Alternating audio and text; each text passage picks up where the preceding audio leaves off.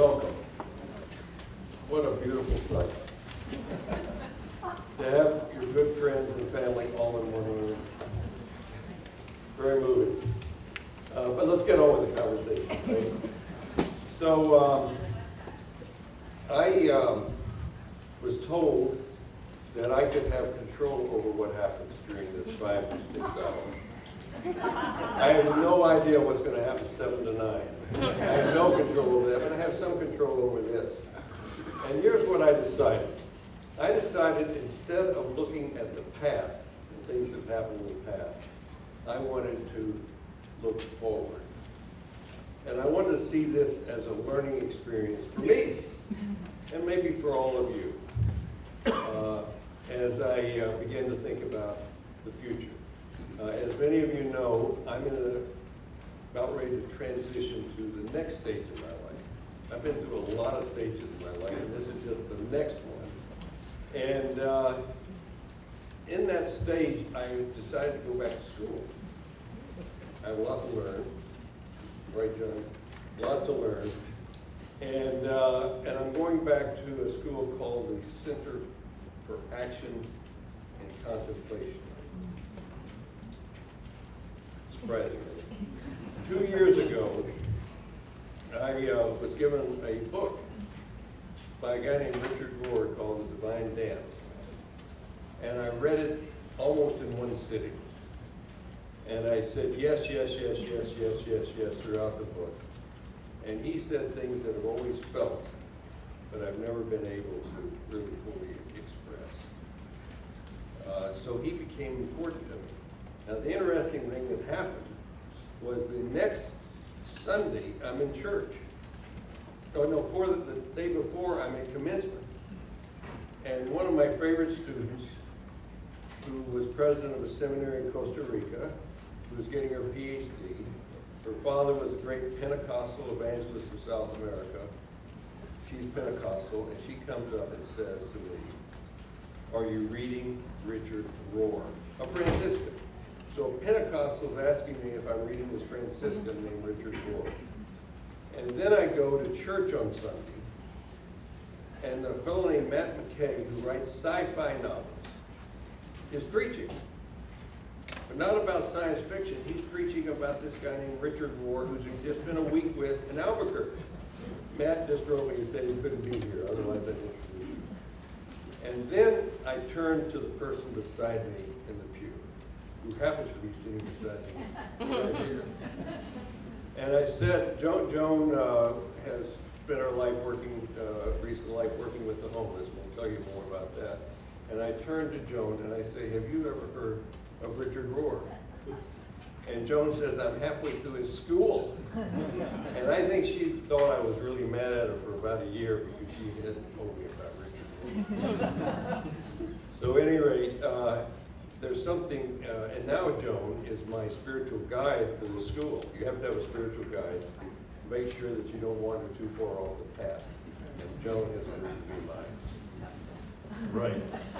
So I spent much of my life trying to teach and practice compassionate just peacemaking. I keep trying to practice because I never really get it right. But that's been a large part of my life, is thinking about the world of peace building, of justice work, and the like. I really found it very appealing that Richard Rohr calls his center the Center for Action and Contemplation. He puts action first, and contemplation serves action. I get the action part. I just want to learn more about the contemplation.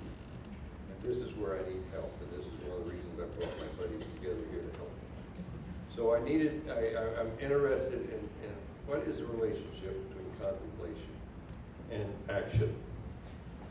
But let me say a few words to set the stage for this conversation, if that's all right with everybody.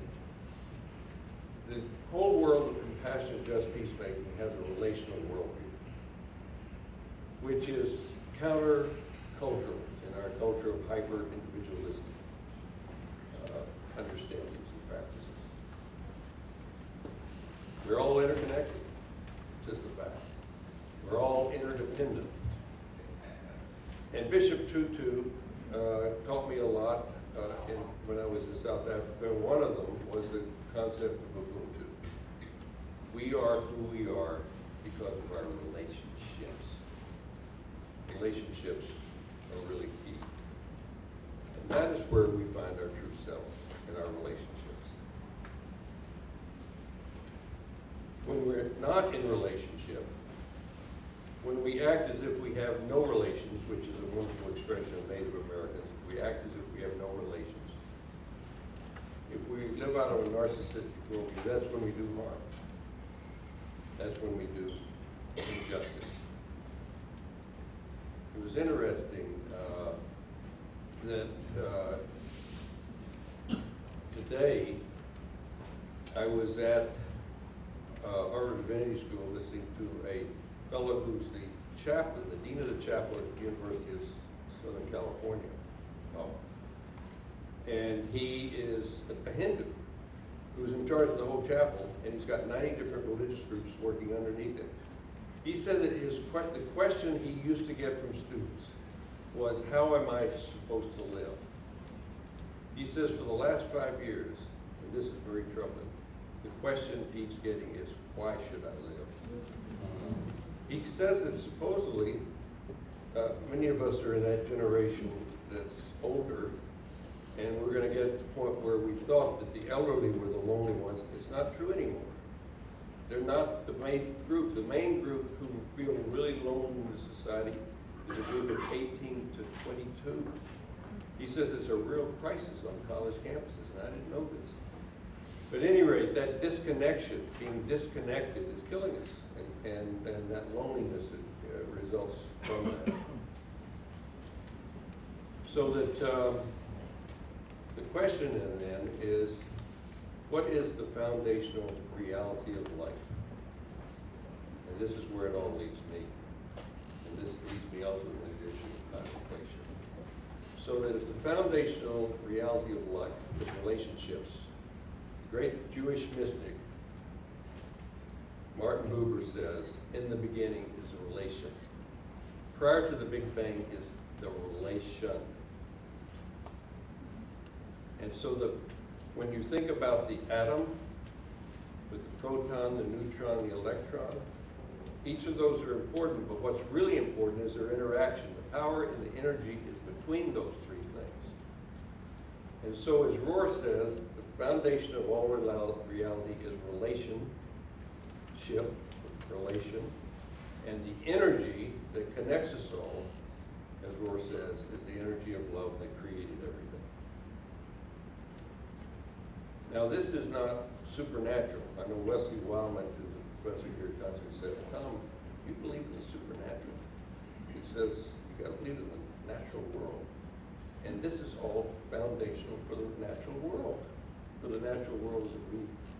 that we live in. So then the question is, for Rohr, is what's our task in this world, where the foundational reality is relationships? And he says it's really very simple. It's about receiving love and passing it on. And so the question is, how do we get in the flow? And he says that this is where contemplation comes in. That you need to have a contemplative eye to see this, and you need to have a contemplative heart to feel it. And this is why we're here tonight. Because I want to know more from my friends how we are going to connect to that flow, to that presence, to that energy, which some of us call God. Now, I've learned a lot from everybody in this room, and any one of you could be up here with me, but these three friends of mine have agreed to sit with me and talk to me and help me learn about contemplation and action. Now, I've told you about Joan. Now, all of these are social activists, deeply involved in the world of social action. Joan, I told you, has been working with the homeless in downtown Boston, Ecclesia, started a group called Chaplains on the Way, and is my contemplative guide in life. So glad to have Joan. And David, Rabbi David Jaffe, has spent his life working for nonprofits, social action agencies, doing community organizing, spent time in the Congo working with refugees. You'll read his biography there. He's done a lot. He's also written a book called Changing the World from the Inside Out. And I was fortunate enough to be at Hebrew College and be one of the 2 reviewers of this book.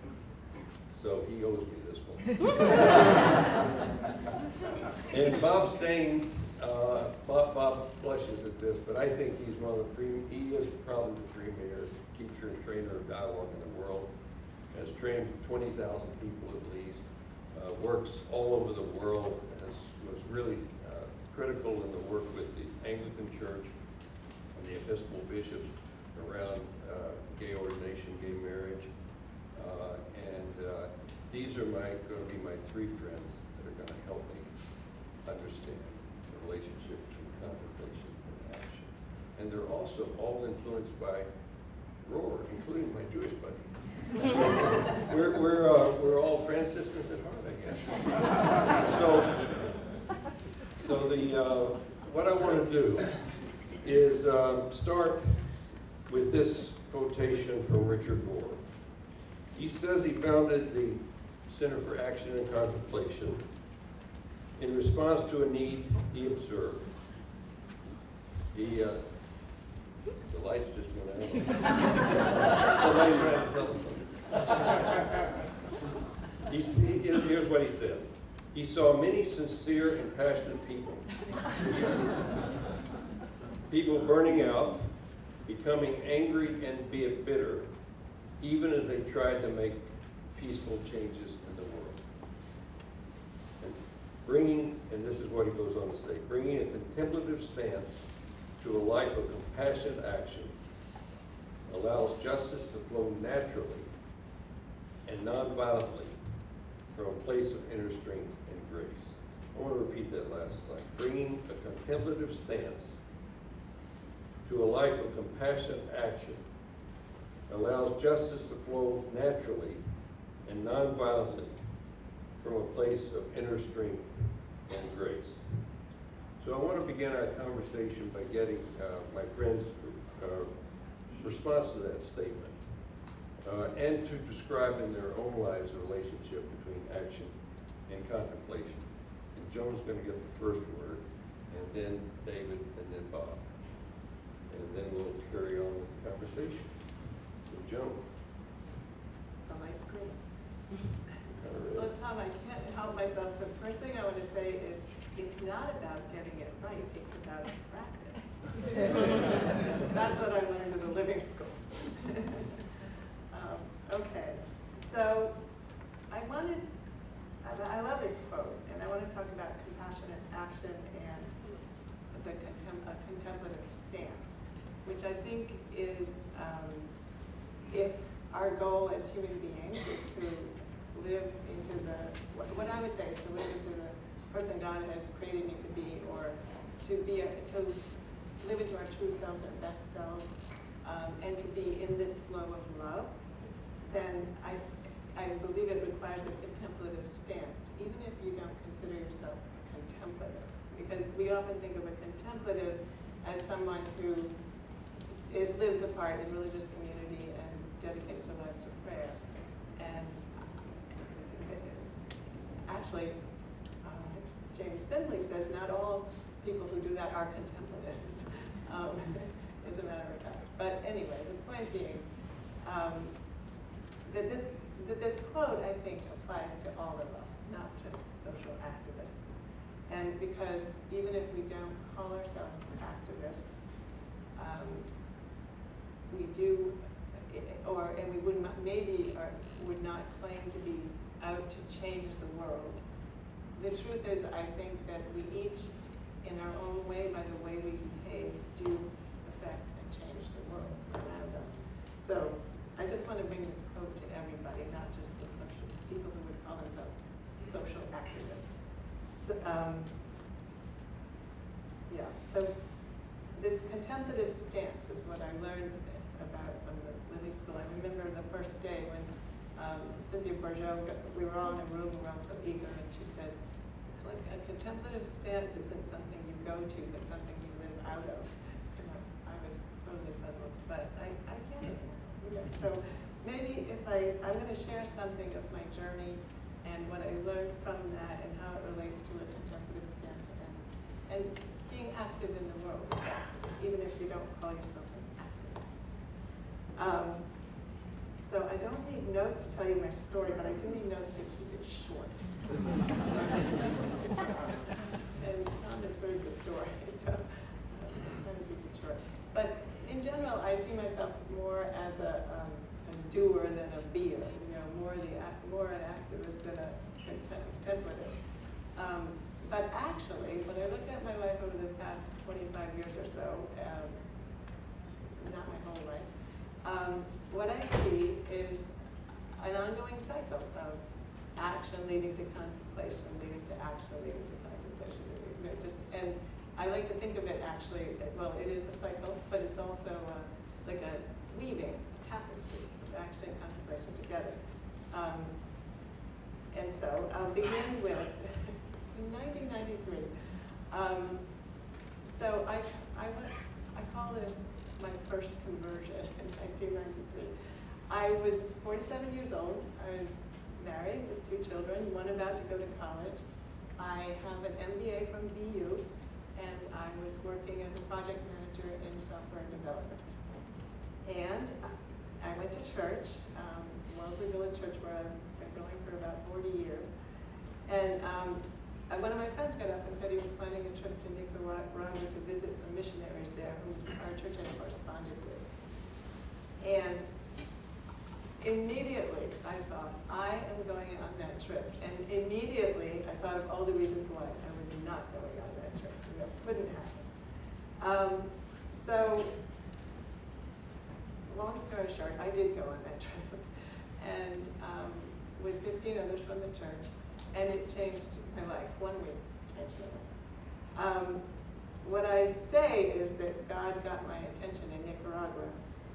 And what happened, I think, is that my heart was broken open by the poverty and suffering that I witnessed alongside of deep, deep faith and generosity and hospitality. It was the combination. So, and to me, it was an experience of being converted by the poor. People talk about that. It seems to have happened. So I arrived home and I wondered what in the world had happened to me and was happening to me. And so I decided that it was time for me. I became dependent on my relationship with God in a way that I didn't know before. And the other thing that happened at Contemplative is I fell in love. I fell in love with this congregation of people who were so challenging and difficult for me. And so obviously, as you all know, love is the center of it all. And it strikes me that my first 2 lessons are the first 2 commandments. You know, love God with all your heart, your mind, your soul, and strength, and love your neighbor as though they were yourself. So it wasn't, what the new experience was not loving other people, because I did love other people already. But the experience was that I was loving people who had nothing in common with me, and yet they did. We did. What I knew was at the deep human level, we were connected, and we needed each other. They taught me, and I taught them. Maybe. So when I left Cathedral, I wanted to do the same kind of work and started a little ministry in Boston. And the thing that I learned most there right away was the importance of presence. And again, being present in the moment is something we all know. But in this new community, it was being present and letting every person whom you encounter in every situation teach you. And that's what I needed when I went to a new place. I needed the people to teach me. I needed them to tell me what it was that they needed and how I could help them.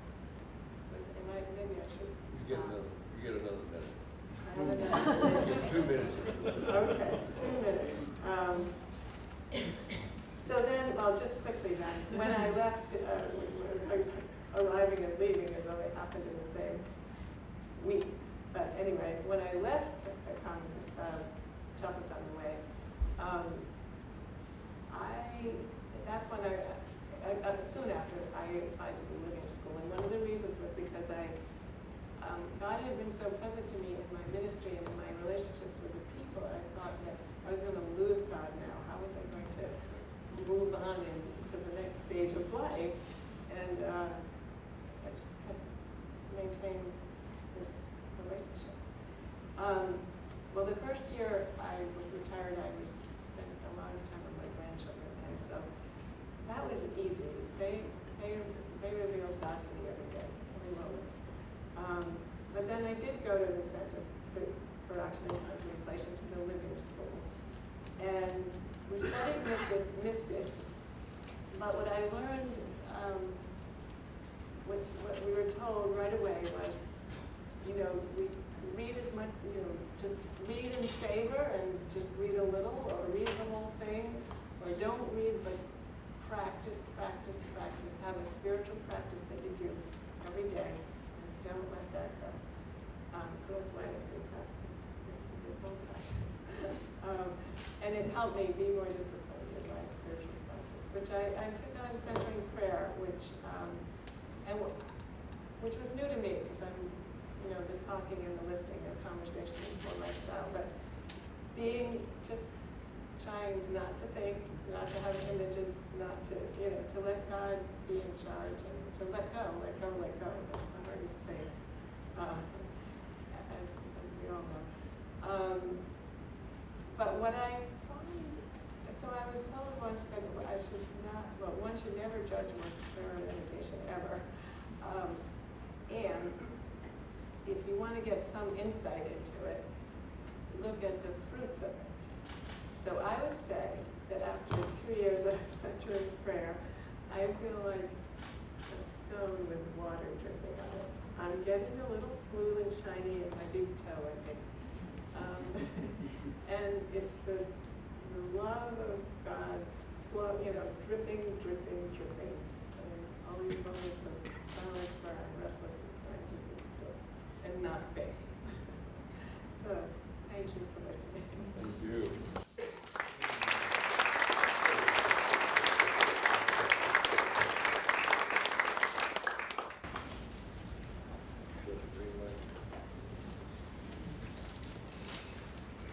Hi, it's wonderful to be with you. And I have to say, in Tom, I feel like I have a new friend these last few years. And when you reach a certain age, you don't know if you're going to make new friends. And Tom has been a wonderful fellow traveler on the path of the soul. I look forward to learning a lot from you in the next couple of years. So I was thinking about the statement and my response to it, and just a couple things to say. First, I think I got my start in this connection of contemplation and action from Franciscans. So there you go. I was working with homeless people in San Francisco. I was working in a shelter there, and had some successes, had some failures, and noticed very early on this is hard work, and coming up against lots of systems of oppression, and realized, how do we stay in this? I want to do this. I want to do this for the long term. How do I stay in it? I looked around, and the people who seemed like they were in it the longest were the Franciscan nuns. And these were women in their 70s, some 80s, and they've been doing this work on the streets for about 60 years. And I realized then that it's really not necessarily to become a Franciscan, but to have a really developed spiritual practice is going to be essential to be able to stay in this work for the long term. So that was very early on how I got into this. I want to tell a story about this dynamic between contemplation and action, because I think it's very important in the work of social change, probably any endeavor, but let's just talk about social change now, that it doesn't become just one more area of endeavor to feed our egos. And I think that's where things get in trouble. And when Rohr talks about seeing activism becoming bitter and angry, I think there's something happening there where the ego is coming in too much. And we always have to watch out for that. We need our egos. Our egos help us do what we can do in the world. But when there's too much ego, that's where some of the problems start happening. And so I had, again, an old experience with this in those days in San Francisco, where I had, there was, I'm trying to tell the story briefly, there was a resource in those days for people on the streets for jobs. It was this is before the internet, so it was a newspaper, a little newspaper. And the people who ran it ran out of money, and so they weren't publishing it anymore. It was called The Street. And I met a funder at a meeting I was at, and I realized, hey, I could get funding for this, this thing, to republish it. And I'd never written a grant before in my life. I'd never gotten a grant before in my life. I was 23. And so I talked to this guy. I said, could we put a grant proposal? He said, sure. So I wrote this grant. We got money to republish this newspaper. And I was so excited about it. I got this grant, and I'm going to make my name now in the community, and people are going to know me, and it's going to be great. And so the head of the organization that used to publish this thing found out that I got a grant to publish this newspaper, and he went ballistic. He went ballistic. I was on the phone. It was like, we had phones then. And I'm holding the phone on here because he's screaming at me so loud. And he's like, how could you have taken my product and do that? And I was clueless, because all I was thinking about was, this is my chance to make a name for myself in this little ecosystem that I was in, and get this grant, get this thing going again. Fortunately, I had enough wherewithal to realize that he was right and I was wrong, and I ended up negotiating it where the money went to them and they republished the piece. I tell you that story because that's a perfect example of ego getting out of control. And in my tradition, we call that something called the Yetzer, the inclination. And it's that inclination about me, and that's what it's about. And that was a place where my action was going to become destructive. If I had held on to that and published this thing, that would have created so much bitterness in that community. But that's what happens, and that kind of thing happens in this world when we let ego be too much of what's driving things. So we have to have contemplation to be able to understand we're in those moments and connect into flow, which Rohr talks about. So a theology that really speaks to me is mystical, and one of the things that I think one of the places Tom and I connected when I had asked him to speak at my book launch a few years ago, he said to me after reading my book, he said, "You're a mystic, aren't you?" And I said, "Yeah, I actually am." To be seen that way, I felt like he really knows me. So a Jewish mystical story is that when God is everything, and when God wanted to be in relationship, God wanted to create the world to be in relationship with others. But since God was all, it was impossible to be in relationship. So God needed to, so to speak, contract God's self to create a vacated space. And in that vacated space, other could develop. And God put vessels in that space and poured God's light into it. And those vessels couldn't hold that light, and that light, the vessels shattered. And those shards make up everything in this world, from our emotions, me and you, this podium, everything. And in those shards are contained light, and God's light is in everything. And our task in this world is to see that light. But we can only see that light through contemplation. And so one of the great mystical teachers, Menachem Mendel of Chernobyl, it was of the, Chernobyl, the nuclear disaster was. He was there 200 years earlier. It was a much healthier place then. He writes that it's impossible for us to know God and God's infiniteness because we are finite characters, finite humans. So what God does to be known is God contracts God's self into these shards. But not only that, God contracts God's self into everything that's here. And so God contracts oneself into anger, into love, into all kinds of qualities and characteristics you can think of. God contracts God's self.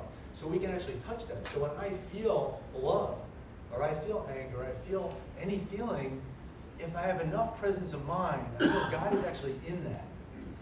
And that connects me back up to God's greatness. And I'll just read a quote from him. Menachem Mendel writes, "When a person has knowledge or awareness, or what's called da'at in my tradition, which is a carnal knowledge, an embodied knowledge. When a person has that knowledge and awareness and faith that the love comes from the Holy Creator's exalted trait of love, through which the Creator measured and contracted to be in this world, in this thing, whether it's a feeling, emotion, actual physical thing, in order that one should be able to grab onto that trait, then immediately one begins to tremble and grab onto that love awakened in them and begins to love the Holy Creator with great love. And that's a description, a Jewish mystical description of being in this flow, of knowing that the feeling of love I may feel for another person, a friend, or something, or attraction, or anything there, that's actually connected to a great mystical love. And in that way, I'm now connected back into God and not seeing things as separate in this world of separation.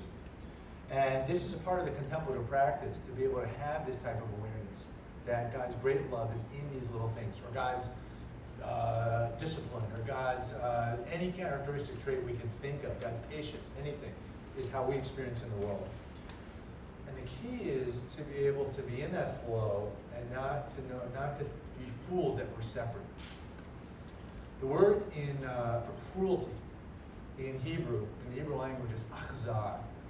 That comes from the root, the Hebrew root, tav zayin resh, for kizar, to estrange another, make one a stranger.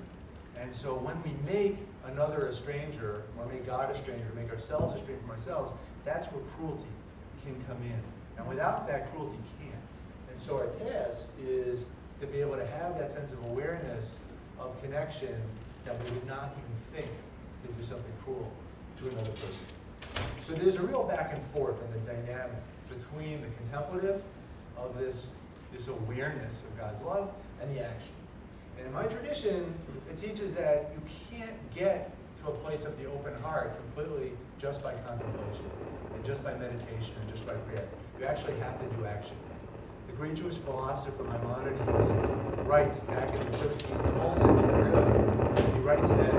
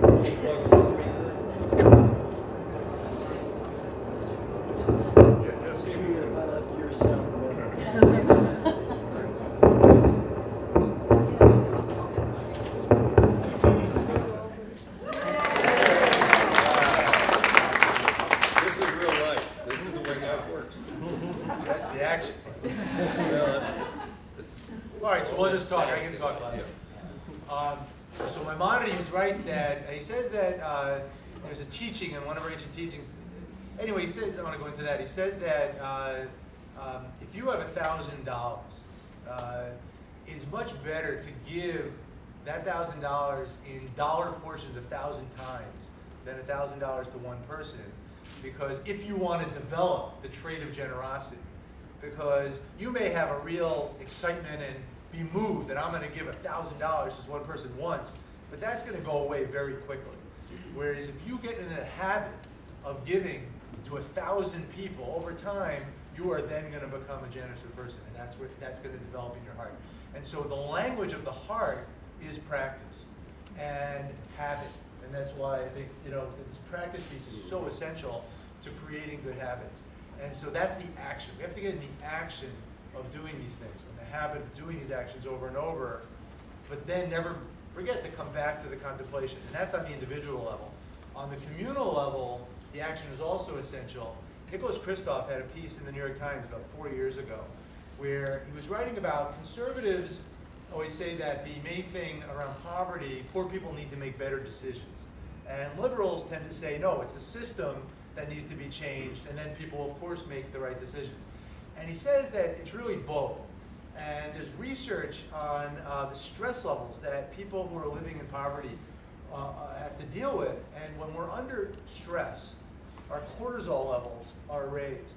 And when your cortisol levels are raised, it's much harder to make choices that are long-term decisions on things and that have delayed gratification outcomes. You're much more likely to make decisions that are going to have an immediate outcome for you. And so what Christoph says there is that, so really both are right, that if we want people who are in poverty to have the best shot in making good decisions about things that are going to have long-term good outcomes, we need to actually change the system and reduce poverty so people aren't in that level of stress that they're in.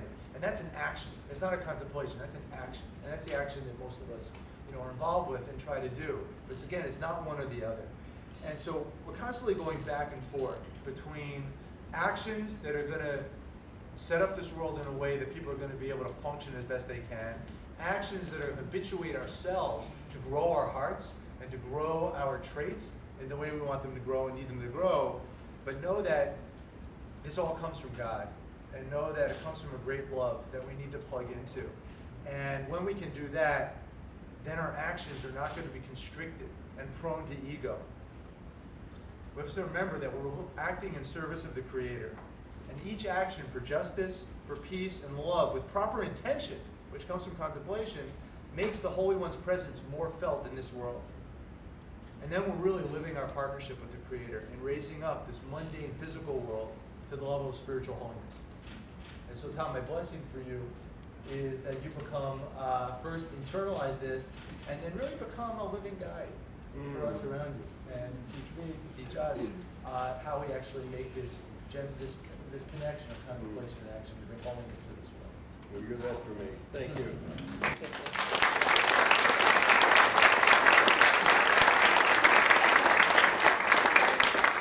Is everybody hearing all right? Yep. Okay, Bob's got a big voice too. Actually, no, I don't, but I'll try my best. Well, before I start the reading of the more formal stuff, I want to say thanks to you for all the years of teaching and mentoring. I've known you, I think, since 1997. Yeah. That's right. And when Tom was reading Richard Rohr, my phone rang one day. Bob, Tom Ford. Got to read Richard Rohr. Fine hands. And I did. And I read all those things you tell me to Again, read. it was really transformative. But I wanted to start off just a little informally in terms of setting the stage of how I come to where I am. And I want to do it by showing you this. Some people carry a rabbit's foot around with them, and some people carry bark.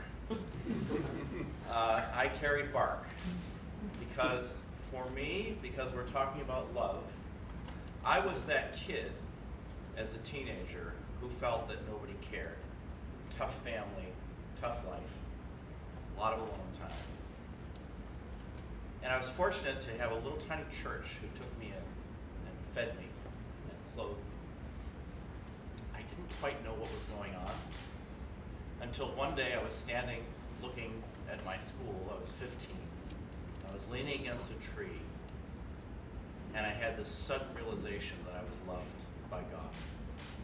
It was one of those moments where, a little window opens to the ultimate truth of things. And it came down and through me, and I felt that if I am loved by God, then I must be worth loving. And that changed my life and started me on the path of doing what I do now. Eventually started a Christian commune, and we did social justice work in the streets.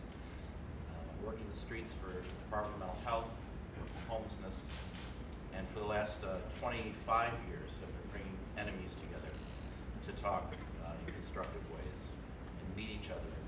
So that's sort of the background and framework and the way that love started things for me. Now I'm going to read. I recently read a news headline that summed up for me the danger of doing social justice work or any work of helping others. It quoted the resignation letter of a public school teacher in which She refused to continue in an abusive relationship with public education, saying, "I cannot set myself on fire to keep someone else warm." Frederick Buechner has also said, "A bleeding heart is of no help to anybody if it bleeds to death." That about sums up what it's like to do social justice work without an attention to the life of the spirit, without regular connection with the water that quenches and renews. We burn up and out. We give so much blood that there's none left over for ourselves, our families, and our friends. I've walked that road. And I've been fortunate to have had people in my life that have showed me another way, the way of contemplation, meditation, and prayer. I work in the realm of dialogue, conversation, and relationship, standing in the tension of opposites, creating and maintaining the space for people to be seen by and to see the other in ways they never have before. And if we do the work well, people will have authentic encounters with one another and also be touched by something bigger than themselves, something that transcends us and them, something that one might call spirit. Frank Griswold, the former presiding bishop of the Episcopal Church, notes that the root of the word conversation, converso, is also the root of conversion. And he speaks of having his heart converted, open to others through his experience of dialogue. We are most successful in creating and maintaining the space where that can happen when we are comfortable with ambiguity and the tension of opposites, when we can stand as fellow travelers and pilgrims, open to the astonishment of mystery. Now, how do we get there? Father Gregory Boyle has been helping gang members in LA convert their hearts since the 1980s. When asked about the reason for his program's success, he speaks of creating kinship. Quote, "It would seem that God created otherness so that we could find our way to kinship. We are charged not with obliterating our diversity and difference, but instead with heightening our connection to each other." And quoting the poet Judith Hill, he advises that we wage peace by listening. Amen, brother.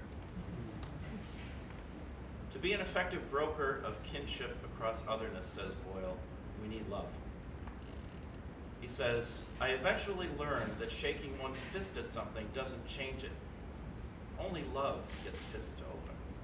Only love leads to a conjuring of kinship within reach of the actual lives we live." Now, it is difficult to listen and to love with a hard heart, with a heart of stone that we may have developed over years as a protection from wounding, as a means of getting through our days of caring and discouragement and doing the work of helping others. We need hearts of flesh to bring the kind of love that opens fists and invites kinship. To find and feel the love that will transform my stony heart into one that cares, I need quiet space for reflection and connection to God. Frederick Buechner again. "God speaks through the fathomless quiet of the holy place within us all, which is beyond the power of anything that happens to us to touch." My first experiences of trying to connect with God were as a teen through personal prayer, which at that time for me was speaking and asking, a one-way street. It was helpful to me as an on-ramp to having a relationship with God, when having Jesus as my friend was a vital refuge in a chaotic life. Only much later did I learn about prayer as listening, as staying in touch with my own mysteries and opening my eyes and heart to the healing mystery of the Holy Spirit. Listening for my secrets and wounds that bubble up in the silence, wrapping an arm around them and bringing them with me to God, being grateful for blessings, and reckoning too with my mistakes and shortcomings, and listening for what Howard Thurman has described as the sound of the genuine within me, and what Frank Griswold has called the invitation of the Holy Spirit. I find as I listen and open myself, become more permeable to God, I also become more permeable to others. And I find it easier to help them become more permeable to one another. and the healing winds of spirit that swirl through the circles of dialogue. Cynthia Bourgeault speaks movingly about the process and power of contemplative prayer. Quote, where one swims down into the depths and finds at the wellspring of one's being the hidden ground of love, as Merton calls it. The source of hope dwells deep within us and flows to us with an unstinting abundance. So much so, in fact, that it might be more accurate to say we dwell within it. The term I use to describe this is the mercy. It is the water in which we swim. Mercy is the length and breadth and height and depth of what we know of God and the light by which we know it. When I can be still, when I can listen and open myself to the working of the Spirit, I can feel the mercy. I can feel the river moving around and through me, carrying off layers of my stony heart, washing away that which hinders me, and filling me enough that I have something to bring to the world. So to do the work of Tikkun Olam, the healing of the world, I think we need to get back. I think we need to get back to the river, swim together in the living water. We'll find it by diving deep within.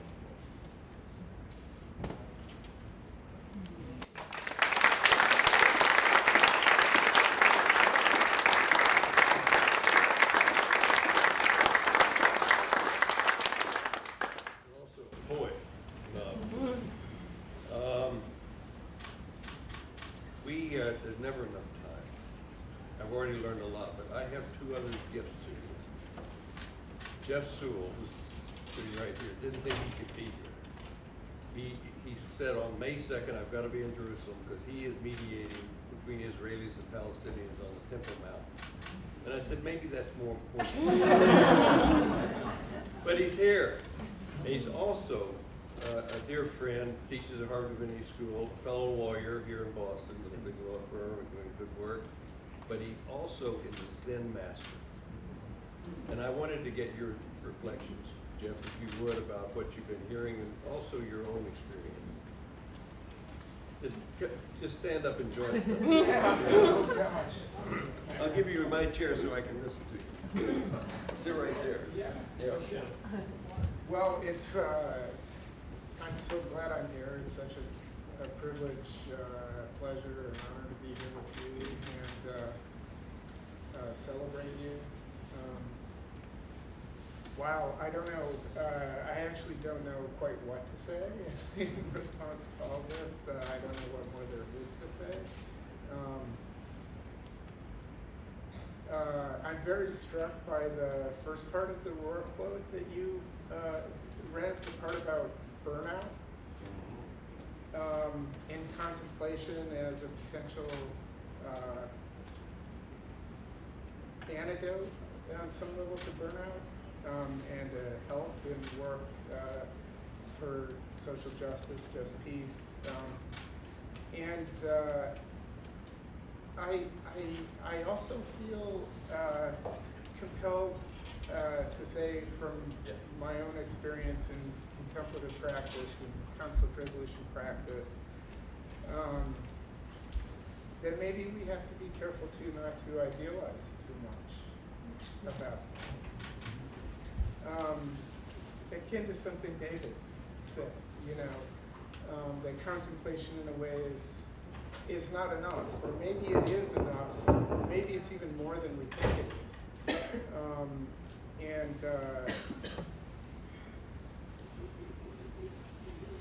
Maybe burnout, in a sense, is our friend and our teacher. If we meet it in the right way. I was also taken by what Joan said about the cycles, you know, in your life. That really resonated with me. I think periods of burnout in my own life have taught me quite a lot. And I think, you know, sort of having a contemplative stance doesn't insulate us completely from burnout, and maybe we shouldn't expect it to or even want it to. That it can sort of be an anchor in rough waters, but can insulate us entirely from them. And maybe one of the fruits of this is just growing in wisdom. You know, the having our staid perspectives dislodged and being able to encompass more and more of realities, or whatever. So that's one point. I guess another point is just taking off something a theme of Bob's remarks, and I think it was evident implicitly in what Joan and David said. I think contemplative practices help us grow in our capacity to just, I guess this is working again, I broke it over there. To sort of sit with discomfort in not knowing. It's my experience in the work I do that just develop probably the main thing I feel like I bring to the work I do at this point is just almost a kind of passivity, or the ability to just sit with things that are tough with other people, and maybe help all of us be a little less anxious around the stuff that's tough, and resist that impulse to kind of know and to manufacture and impose solutions. Oftentimes, it seems to me you have to kind of not know on the path to knowing, and that that right action just sort of emerges from that place of not knowing. And I think there's a way in which this ability to, or capacity to sit with, or growing capacity to sit with discomfort and to not know that contemplation can help us develop. Maybe another word for that is humility. I don't know. And so really this is all a disguised way of wanting to just say that a couple of the qualities I see in Tom and really appreciate in Tom are his wisdom and his humility.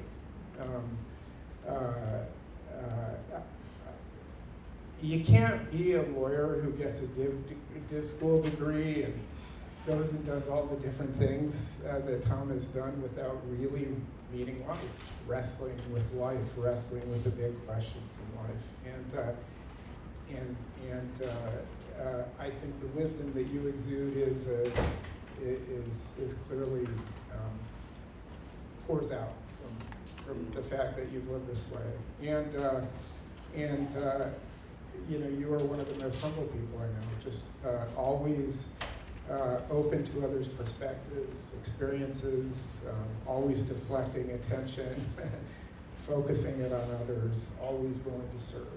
And so really just appreciative of the example you give us all of life well lived.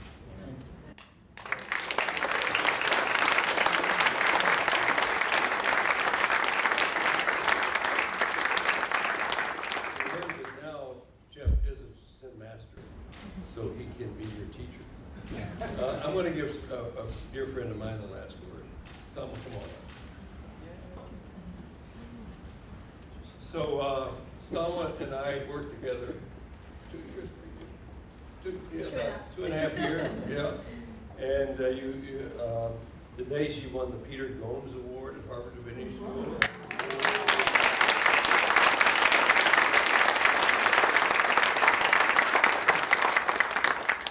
Salma has been into mergers and acquisitions, but some of the big things that she's done, as far as I'm concerned, big mergers, was was the only staff person for the Islamic Center when it was established. And that was not easy. This was after 9/11. And you can imagine what Sama had to deal with in terms of establishing that. And we worked together, and then now went back to help set up a seminary for imams at the Islamic Center.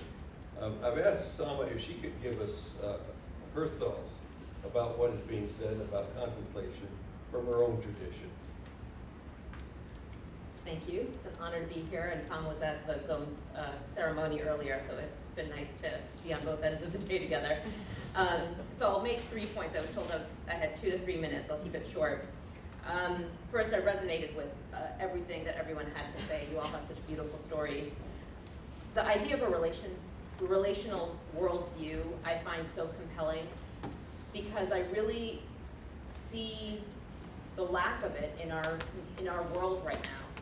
And today at the event at Harvard, one of the people being honored today was talking about, he's the chaplain at USC, and he says that every year he sees students with more issues with depression, lack of connection, loneliness, that this is really a trend that is emerging and getting bigger and bigger. And part of that is technology, and I really believe that part of it is also the fraying of our community life, often religious community life, but other types of community life. I think that relationships and community and belonging are so integral to who we are as human beings that this is something that really is not supported by the modern era, and it's something that I think is, as Tom said, is countercultural in a way that is, something that we really need to return to. It's really core to who we are. And for each of these, I tried to find some references from the Islamic tradition. And there's one verse that often is cited from the 49th surah. It says, "O mankind, indeed we created you from a single pair of a male and female, and from them made them nations and tribes, so that you may know one another, not despise one another.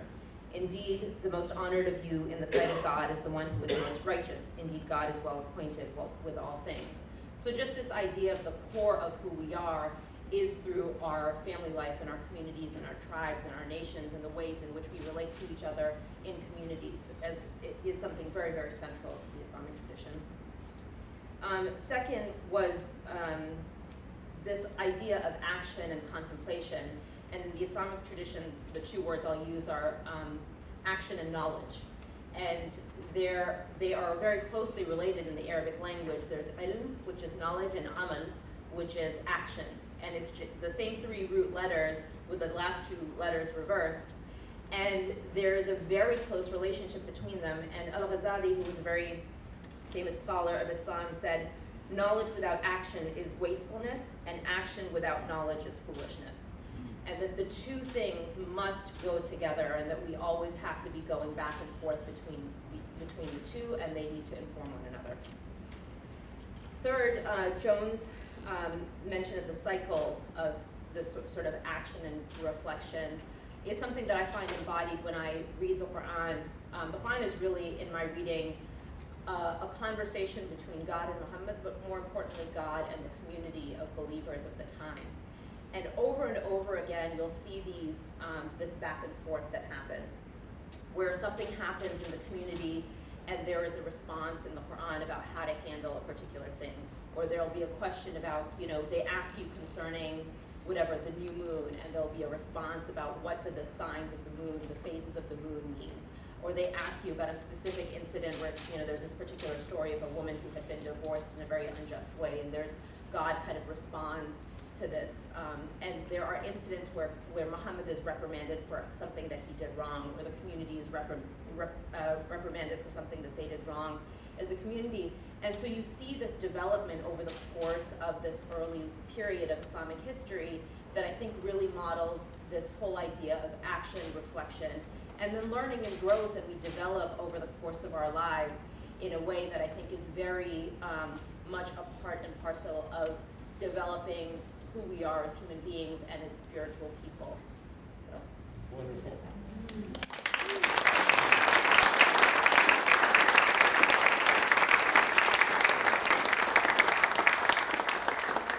So we were planning to have a question and answer, so everybody could be part of the conversation. And I'm just wondering, I don't have my boss here, is Jacqueline here? I'm right here. You're right there. So, We could maybe have one question and continue the discussion at the reception. okay. One question, and I get the last statement. One question. What's the difference between contemplation and meditation? Meditation is a form of contemplation, including prayer, other things, but yeah, that's how I understand it. Say so. Yes, I agree. And I think being contemplative is being reflective and not reacting right away. Sitting in the unknowing. Anything else, Rob? So here's what I would say. I'm going to learn a lot this, and my friends here have helped me jumpstart my new life, and I really appreciate it. I think that if I had to say about myself, I'm not very good at sitting for long periods of time. Where I really find it is when I'm dealing with you, when I'm having a conversation, where all of a sudden we really connect. I feel that that's contemplative to me. That's when, because contemplative to me is connecting. It's simply connecting with this flow of love, as Joan said, with the one who created all, and also with you. And so that I find that when I'm with all of you, I've had those moments where I felt we're deeply contemplative. Is that a fair statement? Deeply contemplative, where I felt like I was on sacred and holy ground that made me holy. So, did I hear an amen to that? All right, well, aren't I grateful for my friends and all of you, and for these three who jump-started me on my new road to contemplation and action. Let's hear it for them.